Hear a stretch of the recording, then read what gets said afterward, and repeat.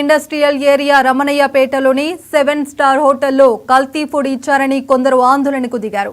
నిన్న ఫంక్షన్లో వినియోగదారులకు ఇచ్చిన ఫుడ్లో కల్తీ జరిగింది. ఇవ్వాల్సిన ఆహారం సరిగా ఇవ్వలేదని హోటల్ యాజమాన్యంపై బాధితులు ఆందోళనకు దిగారు.